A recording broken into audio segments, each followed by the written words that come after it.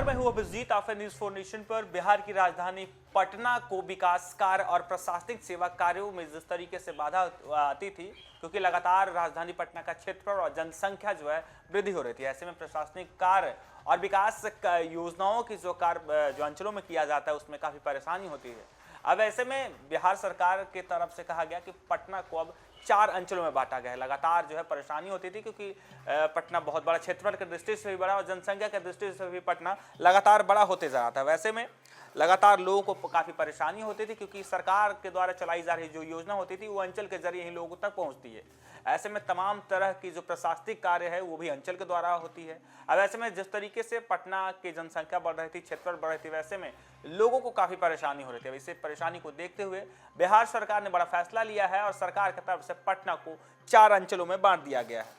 पटना सदर अंचल को 4 अंचल में बांटने के बाद अब हल्कावार मौजा अधिसूचित करते हुए उनके नाम जारी कर दिए हैं। इससे अब 4 अंचलों में लोगों को जमीन संबंधी काम करवाने में कम समय लगेंगे। पटना शहर के लोगों को जाति, आय, आवासीय और एलपीसी प्रमाण पत्र समय से मिल सकेंगे। आपको बता दें, पटना शहर का पटना सदर अंचल क्षेत्रफल एवं जनसंख्या के दृष्टिकोण से काफी बड़ा था। इस कारण अंचल के राजस्व कार्यों को समय पर निपटाने के लिए पटना सदर अंचल को 4 अंचलों में बांटा गया है। राजस्व एवं भूमि सुधार विभाग के सचिव जय सिंह ने बताया कि सभी अंचलों के डेटा बेस को उन अंचलों के नाम पर ऑनलाइन कर दिए गए हैं। हल्का किलेदारी में 2 मौजा किलेदारी और पहलेजा है। हल्का अजीमाबाद में 5 मौजा, जकरियारपुर, अजहाली, नंदलाल, छपरा, पहाड़ी और रसीदाचक है। हल्का सैदपुर में 3 मौजा, सादिकपुर, संग्राम, सैदपुर, संदलपुर। हल्का कुम्हरार में 2 मौजा, कुम्हरार और बहादुरपुर। हल्का दीघा में 3 मौजा, दीघा, दियारा और मैनपुरा। हल्का शेखपुरा में 6 मौजा, शेखपुरा और शेरुल्लाहपुर। खाजपुरा, मुकुडा, समनपुरा और सलेमपुर डुमरा है। हल्का चितकोहरा में 5 मौजा, चितकोहरा, पहाड़पुर, सघनपुरा, धीराचक और ढक्कनपुरा है। हल्का रानीपुर में 3 मौजा, रानीपुर मिल्की और धवलपुरा है। हल्का नागला में 3 मौजा, नागला, अब्दुल रहमानपुर और नसीरपुर ताजपुर है। हल्का सब्बलपुर में 2 मौजा, सब्बलपुर और सबलपुर दियारा है। और हल्का पूनाडीह में 4 मौजा, चिमोचक, पूनाडीह, सेलहपुर, सेकरा व सिमली मुरारपुर है।